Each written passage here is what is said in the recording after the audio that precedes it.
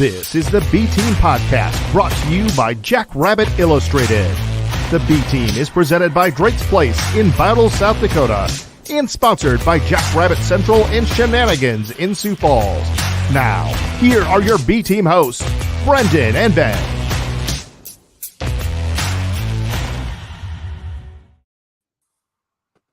Everybody, welcome back to the B team. We're back. We let the A team carry the load for the last 2 weeks, and Chad, A team and Chad. You know, we saw from his reaction. Don't ask him about defensive tackles; it scares him.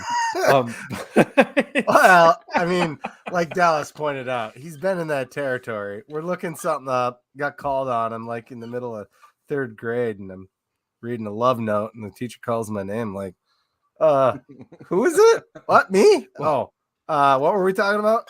Anyway, yeah. Well, at least you were sorry, Matt, doing something. Ben's done that where we were actually having conversation on the show, and I had to have him repeat himself because I wasn't listening. I can tell you one thing: it makes for great radio. Yeah. Good to be back, everybody. Love seeing you guys. Although it's kind of been crazy. After Brendan moved back, he joined my. Oh no, I'm frozen. Oh, so this is what we're doing tonight. Ben's. Am I frozen? Ben's frozen. No, you're fine. Okay, just Ben. I thought it was me. He's got a good-looking mug there. You could stick a straw in his mouth. Look at that face. Yeah, he looks like he's. You know what he looks like? He looks like he's blowing a dandelion. Or vaping. Does he drive a Subaru? Oh no, it's a Ford. No, he doesn't. He drives a Ford. He's mechanically inclined, like you. Anyways, while Ben is recuperating, what he was talking about is since I moved back, I hopped on Ben's softball team. We played in Del Rapids. Chad actually came and played with us, so we've seen each other twice. Well, twice, and it was fantastic.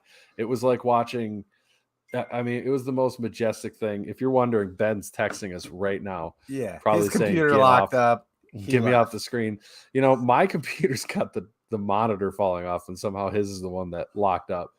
And mine's older than sin, but I managed to throw a new set of RAM in there and a flash or a SSD, and man, I'm really limping it along. If Matt would ever, double our salary, we could afford new computers. I'm sure that's going to get a comment. Oh, we got comments already. If he'd quit docking my pay, we wouldn't have this issue.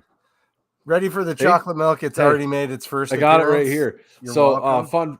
fun fact, if anybody is wondering or was not aware, if you go to the Sioux Empire Fair, the dairy stand has $6 all you can drink milk. $6? Mm-hmm. Which you can drink like a gallon? I can. Is there a gallon challenge where you can't actually drink a gallon in a day? Yeah, isn't that supposed to be a thing? I think that's supposed to be a thing. Like in a day, like 24 hours? Yeah, something like that. I would bet so much money I could drink a gallon of milk in a day. Let me look it up. What's this say? I'm not kidding. I legitimately can drink. I'm just going to Google gallon challenge. I can drink a whole gallon of milk in a day, and that's. And I hope they're talking about milk here. But yeah. So yeah. But yeah, so it was $6 all you can drink. But they gave you this cup that was like a Dixie cup. So she saw me a lot. And I would just slam 2 at the counter, and then she'd give me another one as a traveler. And then I'd be back in like 15, 20 minutes. And it was chocolate milk too. So, I mean, win-win. It's a 1 hour challenge. 1 hour? Chug it. It's a chug. It's a chug. It's a chug. No, I ain't doing that. I'm not ridiculous. Yeah, that probably won't go over well. Right. No, that's not my deal.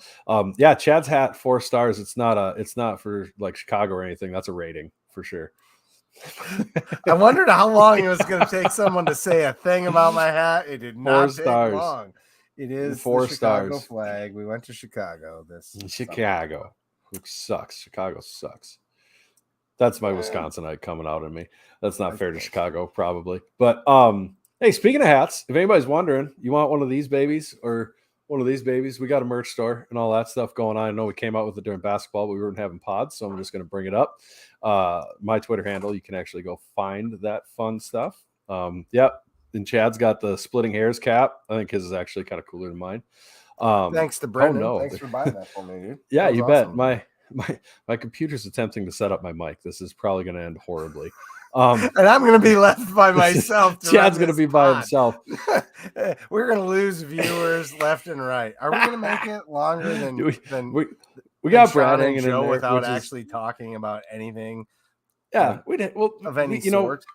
Know, this is we're the B team. We haven't even said Jackrabbits yet outside of our deal starting up, but we are here, I suppose, to talk about Jackrabbits. And Ben sent us this nifty outline that I intended to follow, but now he's gone. And by follow, I meant Ben was going to go through it, and then I would just talk about it. So now I have to follow it, and this is going to be a train and he's wreck. back. Praise Jesus. I was worried I was going to have to actually try to follow your in the outline, which would have been a disaster. This is so stupid. How? I mean, we talked about some really important stuff while you were gone, so Grey Duck, just for the record. You shut your literally mouth. Froze completely. Got to hard restart it, so that's not good.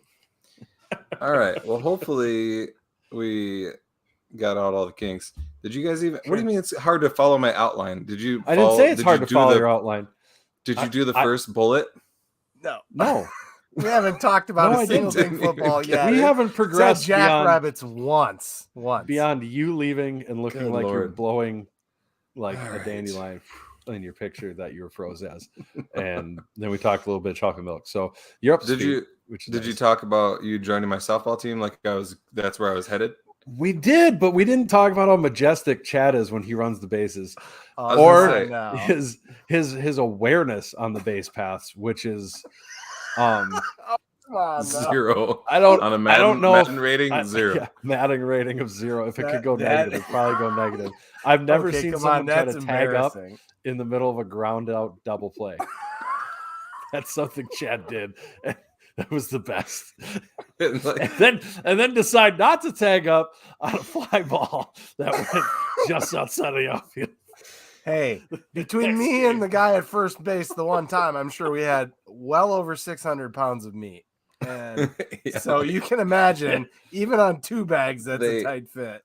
I was going to say, they make the safety bag at first so you can stay off to the side. But you've seen how wide I am, man. I'm a big dude. They need a double one for Chad. Just gave everybody vertigo who's trying to watch this, looking at Chad. All right, how about back to the outline? Let's not talk about my athletic prowess, which there is none. Look, you can boogie, man. Bullet number 1. Bullet number. Let's do it this way. This is the whole pod. Bullet number 1. Iowa tailgate information. We're gonna read read it word for word. This is the best. We're gonna start that way. Anyway, I didn't have time to pull it up. Yeah, look at that, Chad. Let's go. He's got the graphic on there, but if you can't see it, we're gonna be in lot 65, which is the Finkbine commuter lot. I've heard that passes for that lot are sold out. But fear not, you can park anywhere and come meet us at the tailgate. There should be plenty of stuff set up, so you shouldn't really need to bring anything.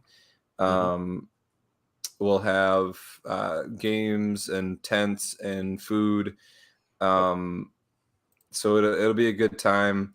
I did try to point out like a little green area in there that we're going to try to take over. We're going to get there in line as soon as we can.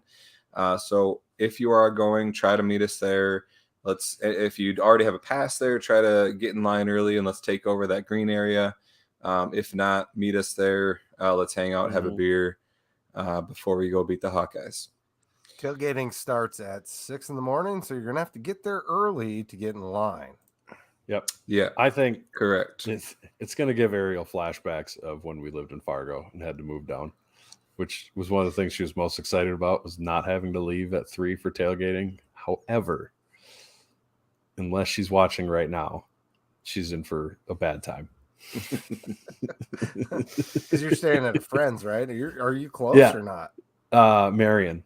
Oh, okay. It's just outside of Cedar Rapids, so it's fairly close. I mean, it's not super close. You're going to have to wake up at 5. She's upset. It's going to happen. We're going to be in Iowa, so we don't have to be here for that, honey. We will be not there here for that, which is different than here. Because if we were here for that, then that'd be a problem. But we're there, so it's fine.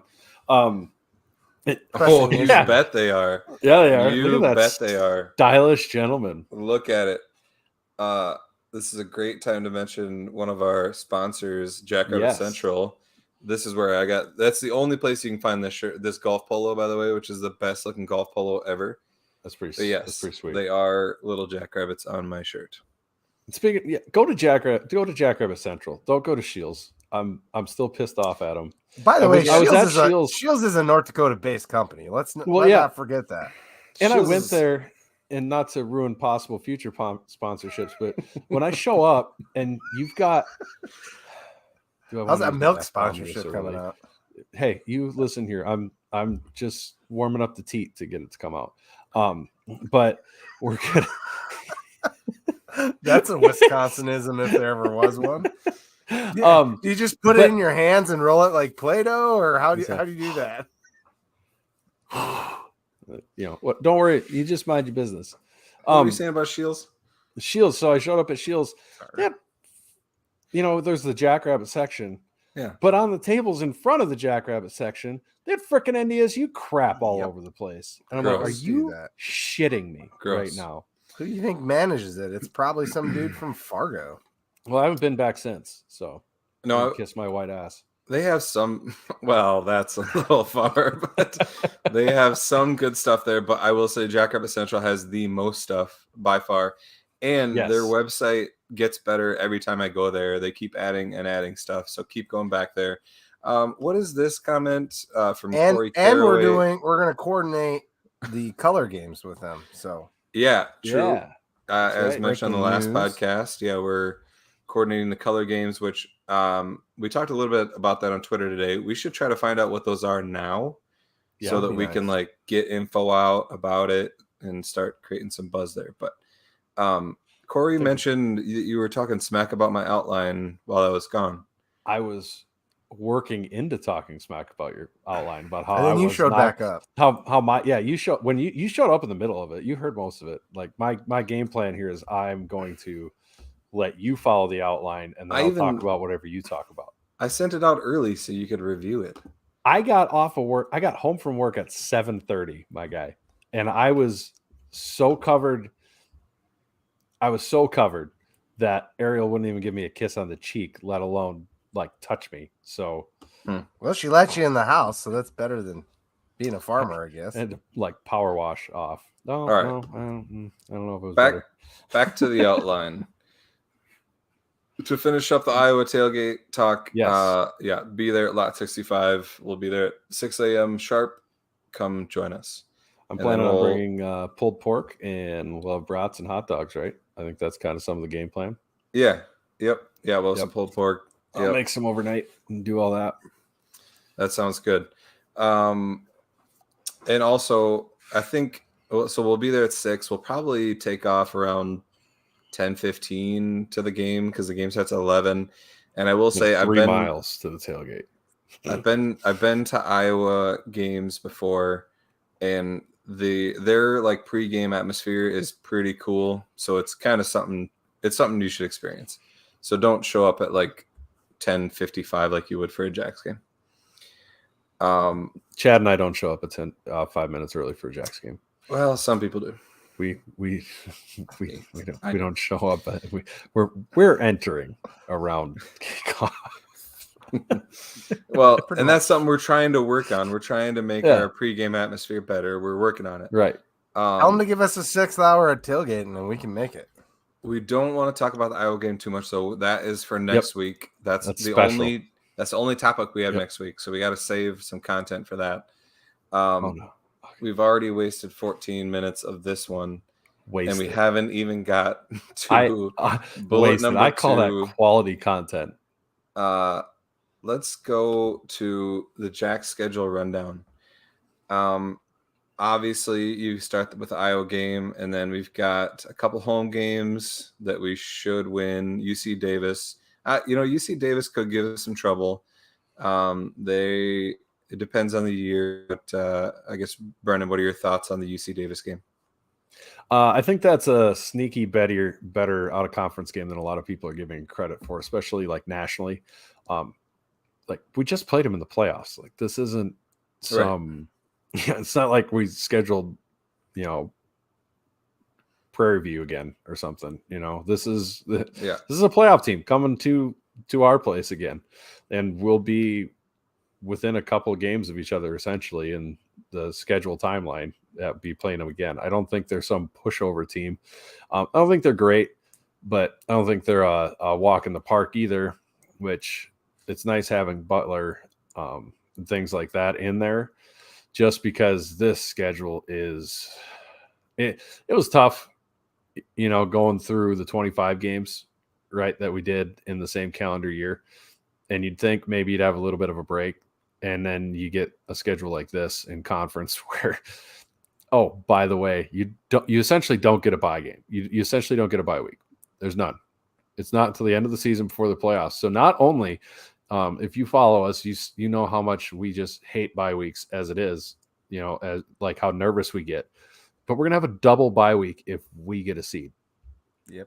Think about that. It's going to be 2 weeks off before we play football. Like, that is not cool. How is that even allowed? Why is that a thing? It shouldn't be allowed to have your bye. What is the point? Yeah. It's just so stupid. The Valley and their scheduling is ridiculous. It's an absolute crock. It shouldn't even be. It's bad for injuries. It's bad for just a ton of things. Yeah. Anyway, it doesn't make sense. I don't understand. Like, you can't tell me you couldn't have flipped one game to the end of the year. Like, you just can't. I don't believe you. I don't. It's so stupid. It is. I mean, this should be like a scheduling bylaw, like no buys the last week of the year. Right. So which is more stupid, that or the schedule that's upcoming when the new guys come into conference? Well, that we knew we were going to get screwed in that, right? Yeah, we all bad. knew. It just sucks to have it happen immediately. Like, we all knew that's part of unbalanced scheduling. You're going to have years where you miss all the easy teams. For us to be the ones that start out with it, smells a little fishy to me personally. I mean, that's a little bit like, really? That's how that had to start, huh? Weird. That doesn't seem right. But in the end, it is what it is. When you have the number of teams that the Valley has, you're not going to play everybody, and there's going to be years that it is just there's going to be teams winning the conference by their schedule, just like the Big Sky. Right.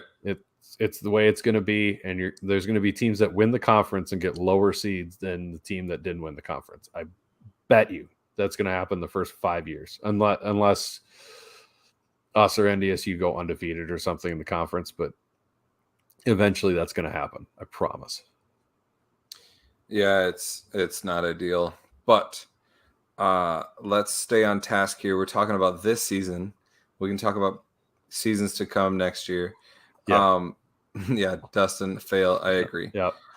I assume he was talking about the Missouri Valley scheduling a bye at the end of the year. Yep. But yeah, so then after those 2 out of conference games, we have a brutal conference schedule, like Brendan mentioned. We have to go at Missouri State, which is going to be a top Valley team. We'll talk about that later. We get Western Illinois and USD at home. That USD game is going to be fun just because of the way the one ended last year. It should be a good atmosphere. I think the guys are going to be real fired up for that one. I hope we beat the brakes off of them. Yeah. And then, so after we have a good fired up game against USD, we have to go to NDSU the following week, which is tough. And then we have to go to UND, which is another place that we have struggled with. Yep. We come home, we get somewhat of a break playing Indiana State at home on Hobo Day. At least it's not UNI on Hobo Day. But then we do go to UNI after that, which is always a tough place to play. And then we end with Illinois State at home. So yeah, our away games are insanely tough. Yeah. Granted, I mean, we do skip Southern Illinois this year, but all of our away games are not going to be easy. The easiest one is at UND, but again, we've struggled there before, and it's the week after NDSU and USD. Yeah, it's the week after they back-to-back us again with rivalry games, which is so stupid. Like, that bothers the hell out of me. Like, you can't tell me you couldn't have put a gap between those two of a game or two, because those are going to be like, USD's no joke this year. They're a solid team. They are. I hate them, but I don't have a problem saying that they have a solid team this year, and so you have to play what's going to be a physical game against USD. Then you have to play a super physical game in the marker game, and NDSU fans and SDSU fans know there's generally a half in the next game that it seems to take both teams a half to recover from that game. And you're at UND, where I don't care if they're good or bad, they are a nightmare at home. That UND game scares the hell out of me. It's, yeah, as Dustin says, the UND is a classic trap game. Yeah. But I was going to make some USD jokes, but I was getting shout outs for my show from here. Yeah, that's a good call, Dustin. By the way, the Wax On podcast is Dustin runs that on FCS Fans Nation, the FCS Fans Nation network that we are also a part of and are broadcasting live on. A lot of exciting things are going to be happening with FCS Fans Nation, possibly regarding us. 1,000 subscribers on there and everything. If you're looking to have some fun, go on the FCS Fans Nation Facebook webpage, or follow the admins or the Twitter handle FCS Fans Nation on Twitter. But most importantly, subscribe on YouTube. Yes, subscribe on FCS YouTube. Fans Nation. Subscribe to us on YouTube, please. Mm-hmm. It helps us when it comes to sponsorships, things like that. Obviously, we would be remiss if we don't mention Drake's Place and their sponsorship, somewhere you could possibly jump off on the way up to the UND game if you wanted to on your way up. Check out their food. People are bottle spoiled with that food. It's not a bad idea. We should look and see what we're doing that weekend. Maybe that we've talked about. No, it's not good for you. Yeah, that won't work for me. Ariel has planned a Halloween party that weekend, and I have a wedding that weekend to go to. And who schedules weddings? Stop scheduling weddings in the fall. Stop it. All fall. Stop it. Bad. All of them. No fall weddings. You don't get to do them. It's terrible. My parents, and you know what? Yeah, I like it. Whatever. Yeah, you know what? My parents' anniversary is in the fall, and that was an awful idea for them too. So people would argue I was an awful idea for them, but stop doing fall weddings for the love of God. Anyway, yes, thank you to Drake's Place for being a sponsor again. They are awesome. Love seeing him at the tailgates. I wonder, have we heard, is he going to the Iowa game? Is he going to join us there? I have not heard. I hope he is. He usually whips up something that they sell to people in their store, and holy God, is that food good. Like, that's the best gas station food. Well, they're not really a gas station, I guess. They are, but they aren't. And yeah. Well, Bottle is not a very big town. They offer a lot of services, including catering. Pretty lucky people in Bottle to have a place in a town that size is that good of food. That's incredible. One-stop shop there. And then we have to thank Cottonwood Coffee, our other sponsor. The best place in Brookings to get your coffee on game day, or any day really, but especially when you're heading to a Jacks game early in the morning, grab some coffee on your way from Cottonwood Coffee. For sure. It's my game day ritual now. Now that we've gone through the schedule rundown, do you have a prediction of what our record's going to be based on that, like we said, very difficult schedule after starting at Iowa, which is, I think we'll talk about the game more next week, but I think we're going to be around 12-point underdogs in that game. There's 11 games a year, Chad. And I'm counting wins. You busted. I got him. So the Iowa game, we're obviously going to be underdogs in. Yep. Great. Outside of that one, though, I don't think we're underdogs in any of them outside of the marker game. We'll be underdogs going into the Fargo Dome unless they have a huge collapse prior to us going there, but I doubt it. So we should be favored in 9 out of the 11 games this year. And it's an awesome year because we don't have a stupid non-counter game anymore. Right. So that's good. That's awesome. The interesting thing to me. NDSU is a lot of people have penciled in as almost a lock to go undefeated as they bring back 13 starters and yada, yada, yada, yada. The interesting thing to me is like they have 13 returning starters. We have eight Hero Sports preseason All-Americans. Roll that around. That is 8 All-Americans. That's all. That's not far off from how many returning starters they have. Right. So, but we've talked about it. The schedule's brutal. Dustin says 9-2 and seeded. A lot of people have been talking about this is the year that SCSU and we have the marker rematch in Frisco. That'd be fun. I would love it. That would be an absolute ball. I think the turnout would be incredible. The thing that's tough about that is NDSU and SDSU play each other. One of them is going to drop probably 2 spots because one of the Montanas is going to probably end up being the 2 seed. I don't know. Until we prove we're not going to have that hiccup game with as nasty as this schedule is, either the UND game or the UNI game, I could see us dropping one of those games. Supposedly UNI has a supposedly, it's kind of believe it when you see it sort of deal, but apparently Farley has actually let the reins of the offense go to a guy who's installing kind of a Eastern Washington sort of offense. And if they get any offense on that team, that's a scary team. We'll see what happens. But one of those teams, we don't play UNI very well. UND, we don't do great up there.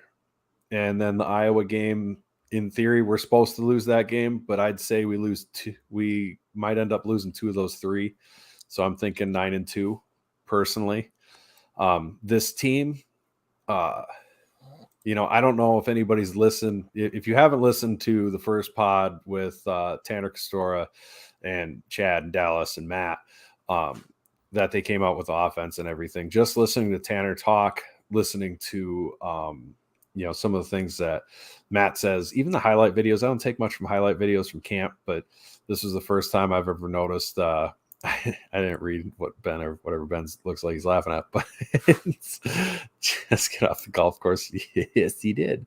But this team has all the talent in the world to go undefeated.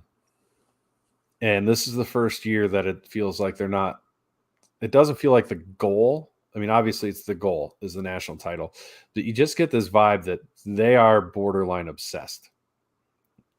Like they're not just showing up and being as good as they are, but that is every single thing they are doing right now is to win a national title. And if they keep that focus every game, which is a hard thing to do, that's, why the slip ups happen, because it's really hard to do. Start feeling yourself.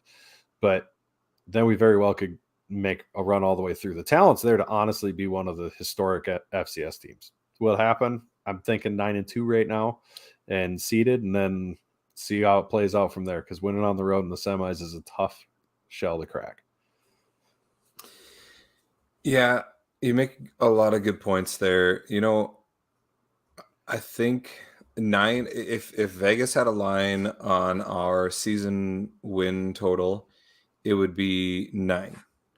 It would be tough to, it'd be a tough call going over or under, and it would most likely push. Having said that, like Brendan said, if you haven't listened to the previous pods that the A-team did, go listen to those, both the offense and the defense previews. Especially the offense one with Tanner was really, really good. His insights are awesome.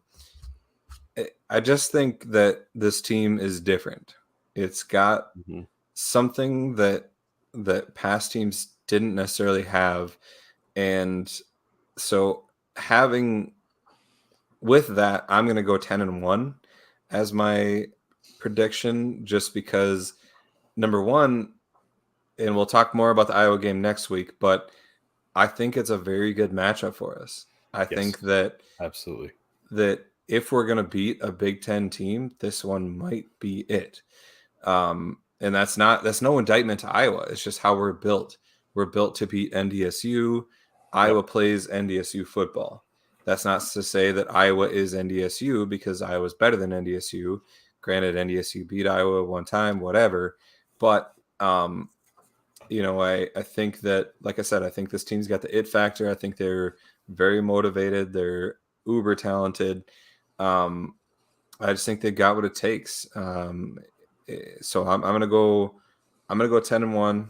And the interesting thing is that if we go 9-2 and we lose to Iowa and NDSU, the crazy thing is we could still be we could still be a 2 or 3 seed at 9-2.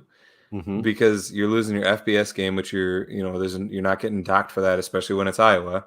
Yep. And then you're losing to the likely number 1 team in the nation. How docked are you going to get for that? Hopefully it gets us to the 4 seed. Yeah, I mean, it should be a top 4 seed. Yeah, I'd be surprised if we were outside top 4 at 9-2 if those are our 2 losses. Now, if one of those 2 losses is to UND or UNI, that's a different story. Maybe we slip into the bottom 4 seeds, but that's just kind of the reality of our schedule, is that it's very difficult, and 9-2 would be a really good season. So yeah, that's my prediction anyway. Chad, you want to chime in quick? Yeah, sure. I'm in on the 9-2, and I think that you could interchange NDSU or Iowa as one of our losses. I think we beat one of the 2 of them. I don't know which. And then if we win the North Dakota State game, we probably drop one to North Dakota, because we can't seem to catch a break up there. And yeah, and that, I guess that's my reasoning for going 10-1, is just because I know that, like, that's our MO, is that we just drop a game that we're not supposed to. My hope and feeling for this team is that they're different, and that they're not going to do that. They certainly look different this year, don't they? Yeah. Nothing against Coach Mo. He did a great job as the strength and conditioning coach, but holy crap, some of these dudes have come back built different, as they say. It's amazing. And with all the talent on this team, honestly, I would argue that they should win every game. I think there's that much talent there. I mean, I don't remember 2 years combined where we had this many people being talked about getting drafted. Not just getting drafted, but getting drafted early. That's never been a thing. And then another 4 to 5 guys who are getting looks as undrafted free agents or possibly working their way into getting drafted. That's insane. The amount of talent is sick. And that's all on the offense, mostly on the offense. But the defensive side of the ball, it's really locked in too. I mean, we are stacked. The D line's awesome. It's going to be great again. The linebacking core is always great. As long as the back end can hold up against passing teams, this has potential to be a phenomenal defense as well. So realistically, I feel talent-wise, this team, most any game they lose outside of Iowa, because those are Power 5, Big Ten people. Talent-wise, I think in the FCS, I don't think there's another team talent-wise that's better. I'm going to be honest. If you look talent across the board, and I'm not the only person who says that. I'm pretty sure Sam Herder said that before. I'm not just pulling it out of my butt. That's just facts. This team is that talented. It's, can they put it all together? Can they avoid injury? We've had serious injury problems. As Dustin said, we were just missed having a ring with having Gronowski get hurt, and now he's back. That's super dangerous. And the word is that he was pretty good as a passer his first year, but he was so dangerous, like a lot of young quarterbacks are when they run. Now, obviously, he ran different. Like, if you remember, if you're listening and you remember, man, he ran different than a quarterback. But now the word on the street is he's like throwing dimes, and he's worked his arm into being a cannon. Yeah, I mean, that's such an underrated thing, is that is not only has he had like a year and a half to develop from when he was injured, but he also, like, and they mentioned this in the offensive preview, he got to sit for a year and watch a very good quarterback in Chris Oladokun. Yep. And you see it in the NFL, you see it in the college level, when guys are able to take that year where they can sit and just soak things in. Yep. And a guy as smart as Mark is, like, that's just such a big deal.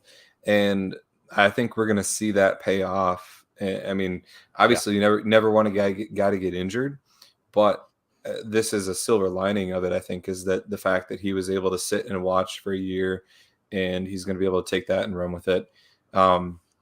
You mentioned the back end on defense. I think that as far as like keys to this season, as far as like keys to our success, I think that is one of them, is our defensive back play. We have built our defensive line up to the point where we put pressure on the quarterback. We stop the run consistently, which in the past just it wasn't necessarily the case.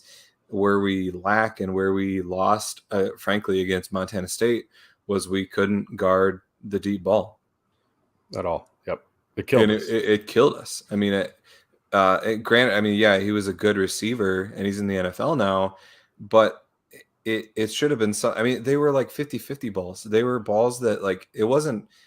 I mean, Tommy Malott, yeah, he's good, whatever, but he's not a great quarterback. We were just letting them outplay us and out jump us to go get balls. It should have been easy to cover. And I don't. I've heard the excuse that we thought they were gonna run the ball. I hate that excuse. We should have. I mean, it was very evident early in that game that they were throwing the ball. We should have made the adjustment sooner. But last year. Again, I think that hasn't been bothering you, has it? Yeah, no shit. I think a key to this year is definitely our defensive back play, because if all else stays the same, and it should, we didn't lose that much. Our defensive backfield, it just needs to step up, I think, in pass coverage. Outside of that, the other key I have is just consistent offensive line play, because we did lose a couple of guys there. And so consistent play, which I think we'll see, but then the depth as well is if we can get the depth, I think that we'll have a great season. Yeah, that is a huge key. On top of that is getting the depth on the offensive line, because guys are going to go down, particularly linemen. They're going to get dinged up. I don't remember many years where a whole starting five just skates through the season without getting banged up. So developing that depth here in camp and in the spring, super important. I know the horses are there to do it. And honestly, that was one of the things I recognized that felt different in some of these highlight clips that they show. It was like one of the first ones they showed the O-line do a drill, spun around. First thing that happened immediately was each one of the old guys went and grabbed that young player and was coaching him, like, right now. And I don't know if that's maybe a Ryan Olsen thing, but honestly, it just feels like it's going with this whole mentality of this team, where this senior class or the upperclassmen more so feel like we're done with being the semifinal team. It just has that feel, and they are putting everything into it. And that's really exciting as a Jacks fan, not just from this year's perspective, but if you make that the culture of the team, that's such a huge thing going forward, where that becomes the standard that people live up to, not just talking it, but doing it, and doing it every day that way, and being able to see how that works. That's a huge deal. And that's why I have a fair amount of faith that this O-line is going to turn out. Our left side's crazy strong. We got to replace center. That's always tough, but I got a lot of faith in Miller to do that. But we'll see how it goes, man. It should be it's an exciting year. It's a really exciting year. Yeah, no doubt. And I think one of the comments I saw, Bob will have his guys dialed in and ready. That's you touched on another key to this season is coaches. Yep. And it's not that I don't have confidence in them. It's just that's that's a change that we have from last year. Yep. That huge change. Huge. And granted, we replaced for the most part with guys within our program. Mm-hmm. However, it's just an unknown that we'll have to see how it plays out. Now, it's a luxury for them to walk into the team that we have and to have the weapons that we do, both on offense and defense. But it's another key that, like, if that goes wrong, then the season could go the other way. You know, if they step in and don't miss a beat, then we go 10-1 and we're a top 2 seed. Yep. You know, and I'm not I don't have the level of curiosity, I guess, about Jimmy being the defensive coordinator, because he was already the co-defensive coordinator. So, like, he's been doing it. Coach Luan, I'm very curious to see how that goes. I'm curious to see what's the offense going to look like.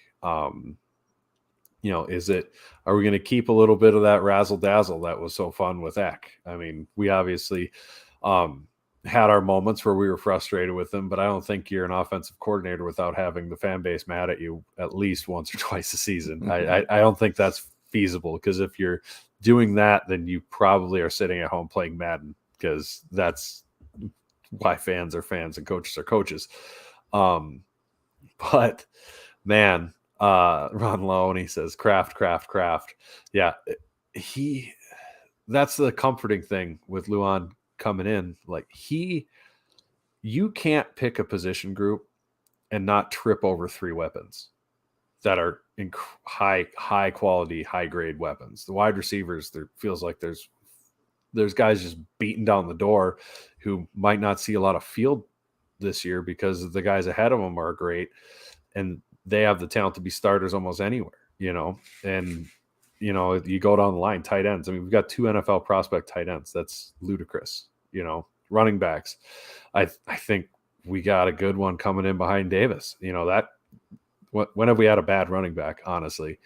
You know, you go down the line, his hardest thing is going to be how does he pick and choose what weapons to use against what teams and who's susceptible to this, and how is he going to set things up. And I'm excited to watch and see how he does, because he's a really smart guy, and I think he's going to really kill it at that.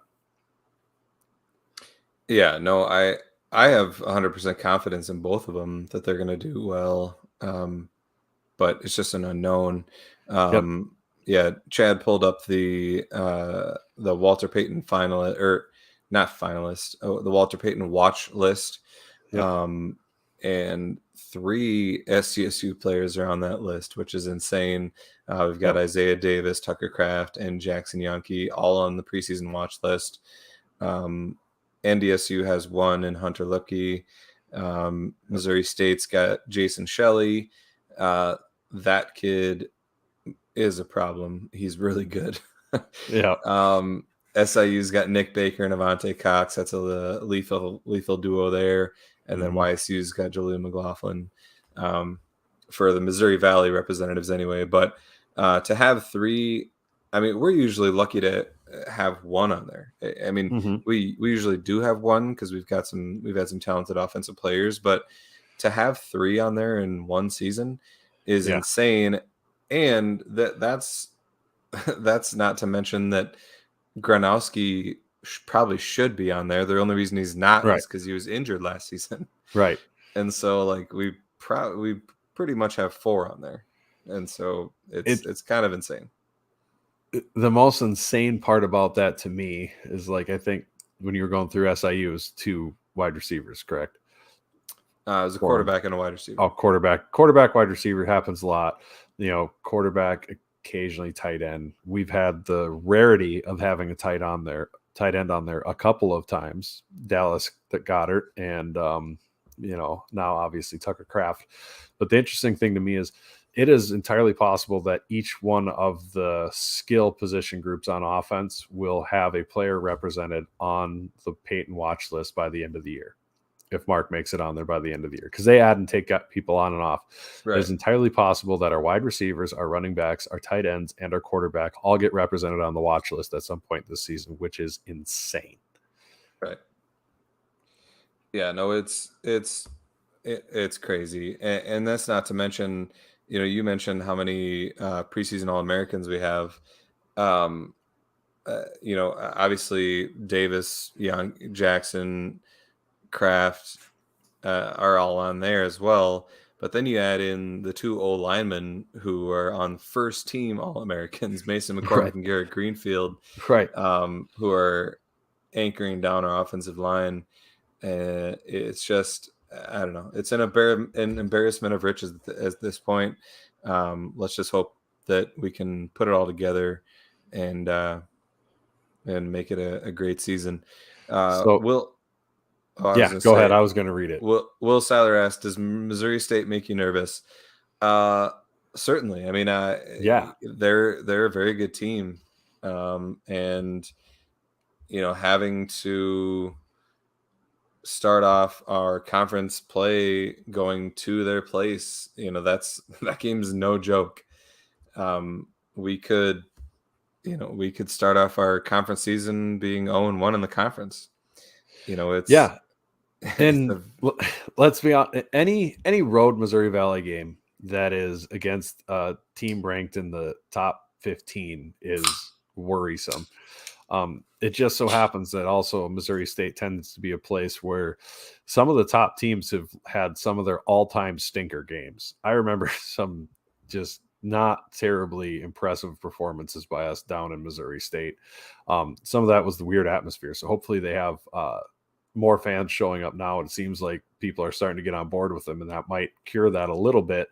But I mean, even NDSU, didn't they have a game where they scored like 3 points down there, or 6 points, or some silly number? And that was when Missouri State was terrible. It's just a weird place to play sometimes. So, of course, Missouri State, it makes me nervous. We're nervous about playing UND, and they're not projected to be exactly a hit squad out there. This is life as a Jacks fan. We're nervous almost every week. We're scared all the time. That's probably the real reason we're called the Jackrabbits. It doesn't actually have to do with the real reason that somebody said they were fast as Jackrabbits back in the 1920s or whatever. It's more the fans are always shaking and nervous about what's going to happen that week, looking around like a scared rabbit. Yeah. Yeah. No, definitely nervous about Missouri State. Pull up Dustin's question about Dustin asked, what's the line when in the first home game Dykhouse runs out of beer thanks to certain members of your podcast crew, going with 12 minutes left in the third quarter, which if I take the under, hammer the under. I'm hammering the under. If somebody that's listening doesn't know, there will be beer sales in the stadium. The fact that you didn't have a sign behind you, like a homemade sign that says beer at last or some craziness, and we're Thank running God almighty, beer at last. I mean, God, I can't believe you didn't have your chest painted with beer at last or something, with how pissed off you were that there wasn't beer available in the stadium and how that's all we heard about. And I know. Oh yeah, by the way, 50 minutes in, there's beer at the stadium. It's kind of neat. Like, what the hell is this? What is this? I didn't say it's kind of neat. I was getting to the point that it's a big deal, and that crescendo. Gotcha. People should come to games so they can drink beer in the stadium. What's the worst is I'm gonna miss the first home game, and so the first beer pictures. The first beer I have in the stadium will be against Butler, I guess. What a loser! I know, but unfortunately, I gotta go watch Post Malone down in Omaha that night. You don't have to. Think of the resale value of those tickets. Yeah, you can make some money maybe. You could pay for your season tickets with them. I paid way too much in the first place, so I don't think I can get what I paid back. Anyway, wise move. It's not buy high, sell low. Always good advice. Yeah. No more sneaking booze into the game. Bullshit. I mean, bet. Yeah. I got no. I know a guy who might do it. I No, I would especially agree that as a representative of Jack Rabbit Illustrated, I would never do such a thing. It'll likely cut down on sneaking beer or sneaking whatever into the game. It's still going to rain pudding shots from the heavens. Now that's a great comment. However. Dustin says, man, and he's talking to Ben, you can drink beer instead of watching a guy with my calculus homework tattooed on his face. He makes a valid point. He does make a valid. You don't have calculus homework, Dustin. He looks like he accidentally fell into a newspaper printing press. That's not the point. The guy's talented. He is very talented. Ben has a point. What He's more talented than I am. Bring up Ray's. There's a no alcohol section. One of them might be a section on the east side. There better not be. Yeah, there's 2 non-alcoholic sections. If I remember correctly, one of them is 123. So funny story. We didn't have everybody committing to tickets in our section as per normal. And we finally got the commits. And when we went to go get the tickets, the extra tickets, the row behind us was sold out. So Chad bought one across the aisle, and I would sit there, and that would make sense, right, Brandon? The non-alcoholic section, isn't it? Yeah, it's the non-alcoholic section. You guys are next. They forgot to tell me that, oh, by the way, that one comes with a little bit of an extra. We want some money. So I paid that, no big deal. You paid extra for no booze. This is the best. No, hold on, it gets better. I talked to Zach in the ticket office today, and he made it right. And there was 2 tickets that they were holding behind our row, I think because they were together, and we got one of them. So no longer is that a problem. And that's thanks, great. Ray. But I did notice that 123 is a no drinking section. Yes, it is. That's funny that we make 123 like it's it's not all right. So if you don't know Chad and I's seat situation, we're in the front row of the visitor section of 124. So, yeah, 124. Which is one of the only sections without a seat fee. Yeah, and I'm sure it would be a bad look if you made the visitor section non-alcoholic. that would be awesome. Yeah, holy shit, that would be funny. Oh my god, that'd be so funny. So I'm assuming they went with the next closest thing. That's my guess. But what's funny though is that they're likely thinking, people that want a quiet atmosphere are like, oh, we'll buy tickets in the non-alcoholic section. Hope they don't buy it in the front row. Across the aisle from you idiots. And I resemble that. I've genuinely looked at someone and been like, we do this actually every game. If there's new people sitting next to us, we go, by the way, we're really fucking loud. We're gonna be loud. There it is. And they're like, oh, it's fine. And then we start railing away with the hard hats, and half of them move away. Like they move. The best thing was the gal with the baby at the NDSU. Oh my god! In our section, she's like, "Could you be a little quieter?" No, Karen, you came to a football game with a newborn. That's not my fault. Yeah, that's a you problem. Don't bring newborns to football games, and it's just loud. I'm sorry. Move. Dustin's next comment's correct. Want to be losers? Too bad. I'd love to help you out, but that's a shame. Corey, yes, 102 is on the home side. That's right in front of 202, which is my section. I'm in row 1 of 202. Helmets on the rail. Yep.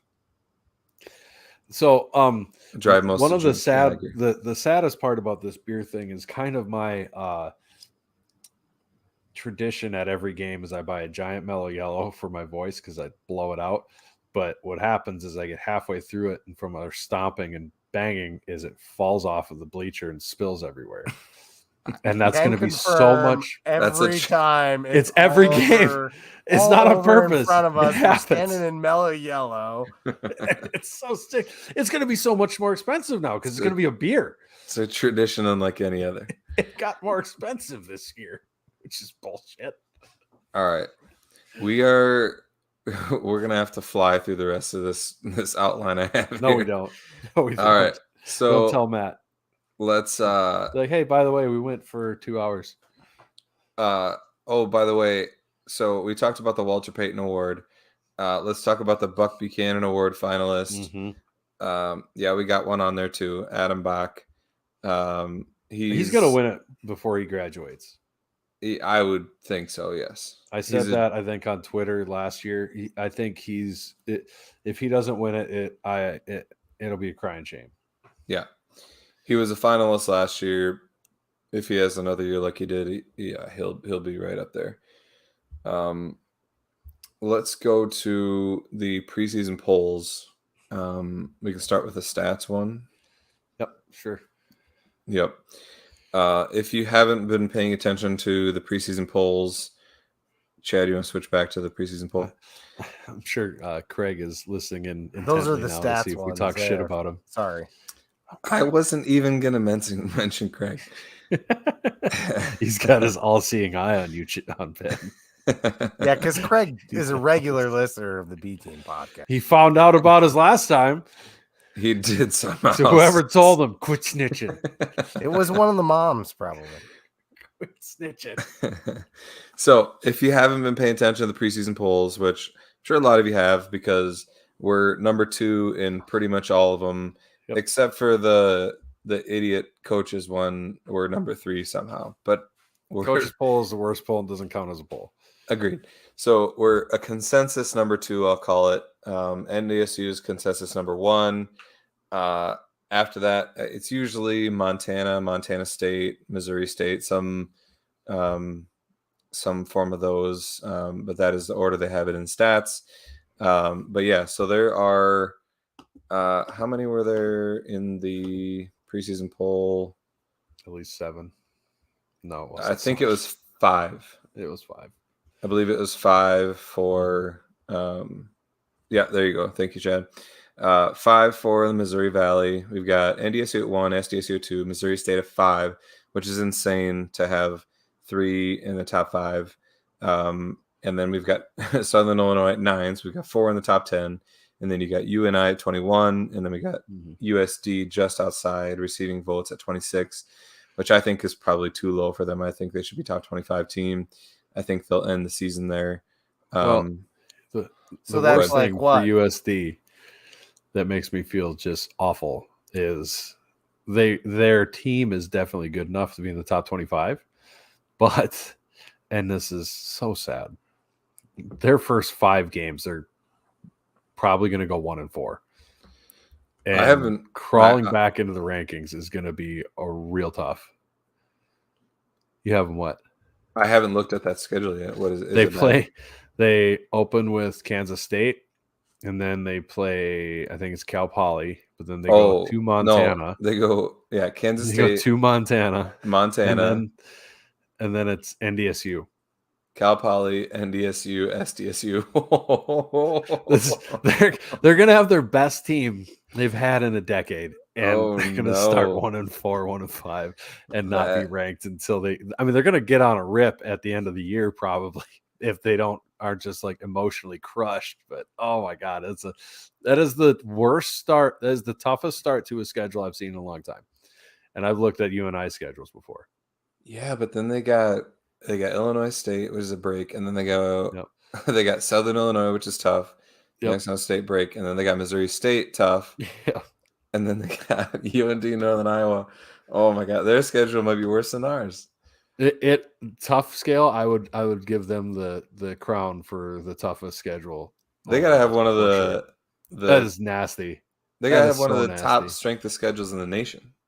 Yeah, or FCS anyway. Yeah, I mean honestly, if they get it, if their will gets broken. Like after that first 6-game stretch, like they can end up with like 3 wins. Wouldn't you hate to see that though? And it's their best team, and they're really good this year. And that would, oh God, that I'd be broken up about it. I would just be upset for them. I will feel awful. That's the thing. Somebody just said K-State might be the most winnable game. They may very well win their FBS game and still be like 2-3 after the first 5 games. That'd be awesome. That'd be awesome. Sad. I feel sad for them. All right. So we've got a lot. I don't even know if that was shade or just like sympathetic, like hilarity. I don't know. It's sarcastic sympathy. All right. So let's move on to the Missouri Valley preseason poll to look at just the Missouri Valley in terms of where. I mean, I'm assuming you can guess where we'll be at in the Missouri Valley preseason poll. Chad's working on pulling it up here, but we're at number 2. We get to watch Chad Google. This is the best. Hey, everybody, thanks for joining us to Chad's browser. Hey, what's on that history, bud? Hey, why don't you go into your browser and type in I might be on the X. wrong screen there. Damn it. Yes. That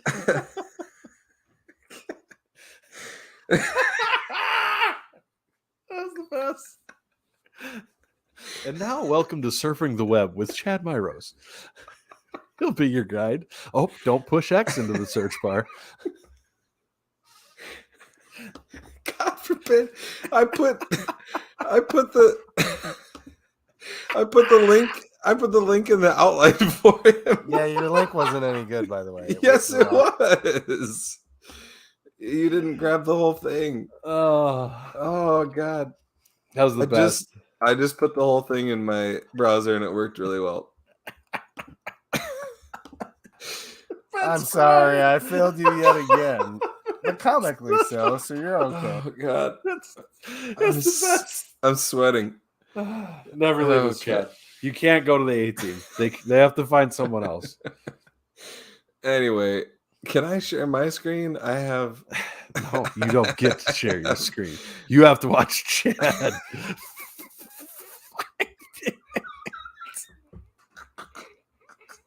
And you're gonna like it. Oh no. Well, that was a productive 2 minutes. What are you guys up to? Hey, look at that. He did it. Now, to be fair, when I clicked the link, it did not take me here the first time. Oh, the second time it worked? Yep. Okay. Anyways, composure. My problem is I don't know how to put the bleep in the blooper and the blooper in the bleeper. So I hear you. Just got to bloop it in the click on the link.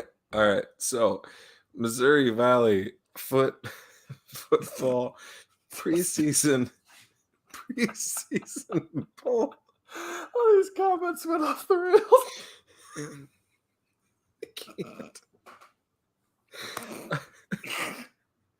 Oh man, Matt was bad when I swore. He's gonna kill us. If you're listening, you're just gonna have to go. This is gonna be great on the podcast where you can't see what. I know. That's what I'm saying. Like, I feel bad for the people that are listening. They're gonna have to go watch. I shared the wrong screen, everybody, and I started Googling for this screen that is being shown right now, and here we are. So, okay. How about we move on? Okay, here we go. Here we go. Missouri Valley preseason poll. NDSU is at the top of 400. Speaking of polls. This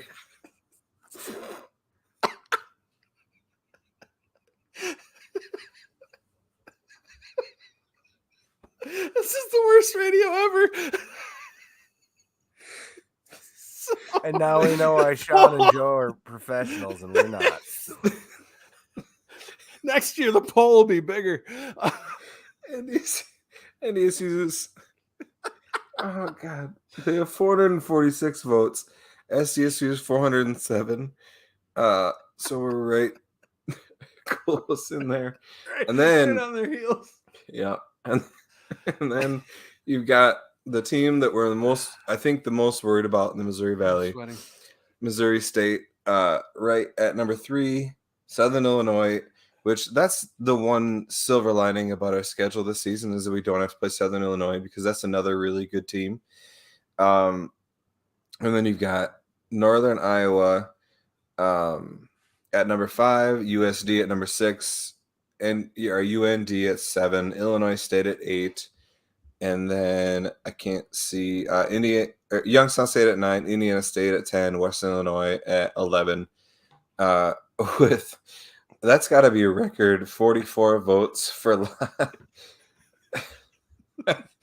That's not a lot. No, Indiana State used to be that bad. And Missouri, and Misery State. There's a reason we call them Misery State. Remember when Western Illinois was like on the cusp of being like a top 4 team in the Missouri Valley? Like Western Illinois has been in a national title game. They might have a national title. That was a long time ago. I'm saying recently they were. Recently, that was like pretty good recently. Ago. Yeah, like when they prevented us from getting a seed. Yeah, that was fun. Yeah, that was upsetting. Anyway, there's a Missouri Valley poll brought to you by Chad's Search History. All right. And Shenanigans. Our other sponsor, Shenanigans. If you enjoy our shenanigans, you should see the shenanigans you can have there. You've got fans with the biggest polls you've ever seen.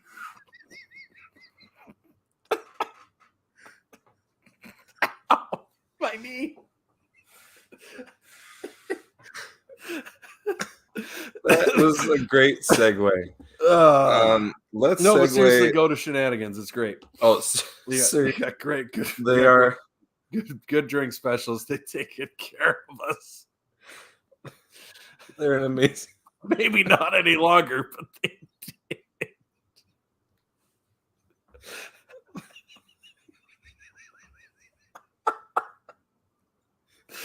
This is just gonna be 6 minutes of us laughing on camera. I'm gonna have to cut it all from the podcast. Why don't you save us?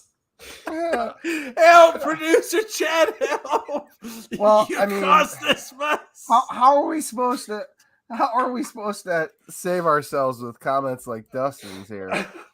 Oh my God, I can't say that on air, Chad. Okay. Let's show up to my house and unplug my computer.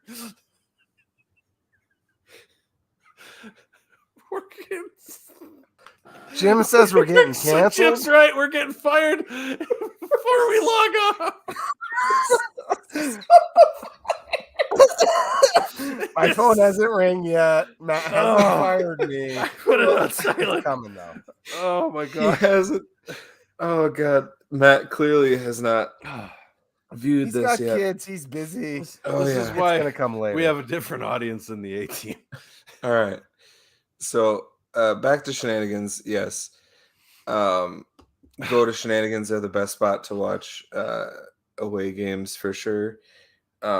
Let's finish this up. Yeah, God. Oh my God, we have to be done. I'm sweating. We will have more for you next week when we preview the Iowa game. I appreciate everybody that stuck with us on this. Next week, when Chad actually goes into his browser history to pull up the webpage. Yeah. Jim's right. It's time. Yeah. It's time. It is Chad, time. hop on. Chad, we have to do the we thing. need you. Yeah, hop on here, Chad. But I'm always There he late is. no matter when I get on. All right. Everybody, Ready? go big, go big. blue. Go blue. Go Jack. Go Jacks. God, we suck again.